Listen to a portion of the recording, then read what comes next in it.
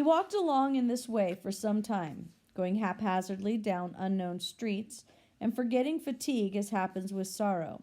Suddenly he felt a pang of hunger. Night was coming, and he looked around to see if he could not find some lodging.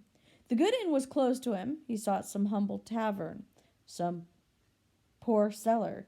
Just then a light shone at the end of the street. He saw a pine branch hanging from an iron bracket against the white sky of the twilight. He went toward it. It was a tavern on the Rue Chevat.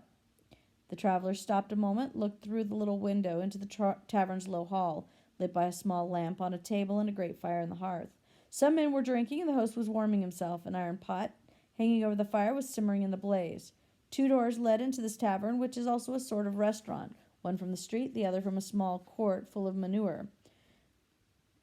The traveler did not dare to enter by the street door. He slipped into the court, stopped again, then timidly raised the latch and pushed open the door. "Who is it?" the host asked. "Someone who wants supper and a bed." "All right. Here you can eat and sleep." He went in. All the men who were drinking turned toward him, the lamp shining on one side of his face, the firelight on the other. They examined him for some time as he was taking off his knapsack. The host said to him, "There's the fire. The supper's cooking on the pot. Come and warm yourself, friend." He seated himself near the fireplace and stretched out his feet toward the fire, half dead with fatigue. An inviting odor came from the pot. All that could be seen of his face under his slouched cap took on a vague appearance of comfort, which tempered that other aspect given him by long suffering.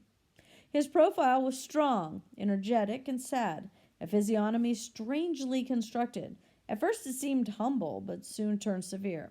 His eyes shone from under his eyebrows like a fire beneath a thicket. However, one of the men at the table was a fisherman who had left his horse at the stable of Le Bar's Inn before entering the tavern on the Rue de Chevat. It so happened that he had met the same morning this suspicious-looking traveler traveling between Brasdas and I forget the place. I think it's Escoublan. Now, on meeting him, the man, who seemed already very tired, had asked him to take him up behind, to which the fisherman responded only by doubling his pace. The fisherman, half an hour before, had been one of the throng around Joaquin Labar, and had just related his unpleasant meeting with him to the people of the Croix de Colbas.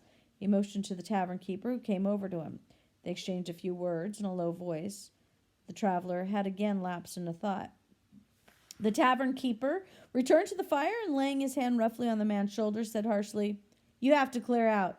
The stranger turned around and said mildly, "Ah, so you know too." "Yes. They sent me away from the other inn, and we're turning you away from this one too. But where can I go? Anywhere else." The man picked up his stick and knapsack and left. As he went out, some children who had followed him from the Croix de Colbas and seemed to be waiting threw stones at him.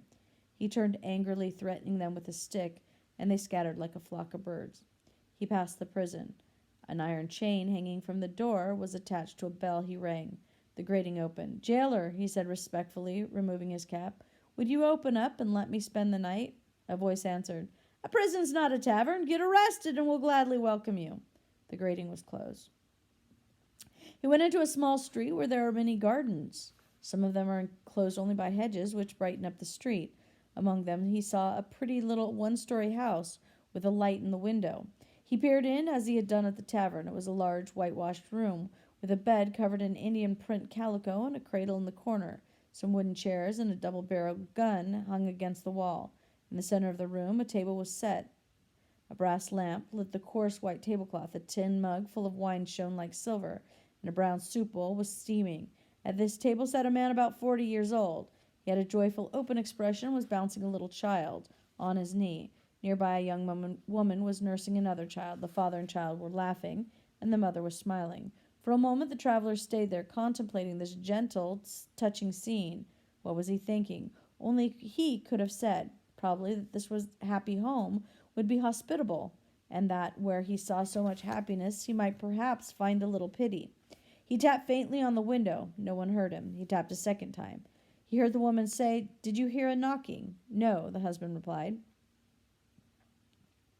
He tapped a third time. The husband got up, took the lamp, and opened the door.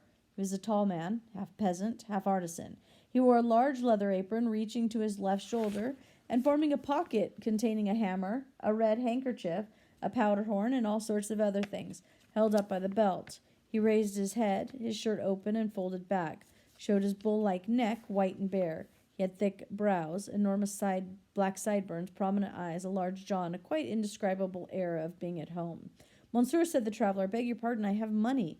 Could you give me a plate of soup and a corner of the shed in your garden to sleep in? Could you? I can pay. Who are you? Asked the master of the house. The man replied, I have come from Pumoisin. I have walked all day. I have come 35 miles. Can you, if I pay? I wouldn't refuse to lodge any proper person who would pay, said the peasant, but why don't you go to the inn? There's no room. That's not possible. It's neither a fair nor a market day. Have you been to Labarre's house? Yes. Well? The traveler replied hesitatingly, I don't know. He didn't take me. Have you been to that place in the Rue Chaffaut?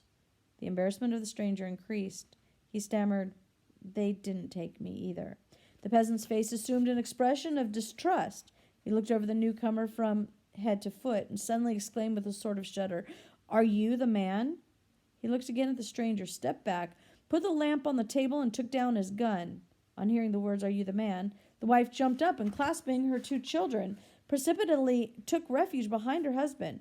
She looked at the stranger with horror, her bare neck bare, her eyes dilated, muttering in a low tone, Samarad! All this happened in less time than it takes to read. After examining the man for a moment, as one would a viper, the master of the house came back to the door and said, Get out. For pity's sake, a glass of water, said the man.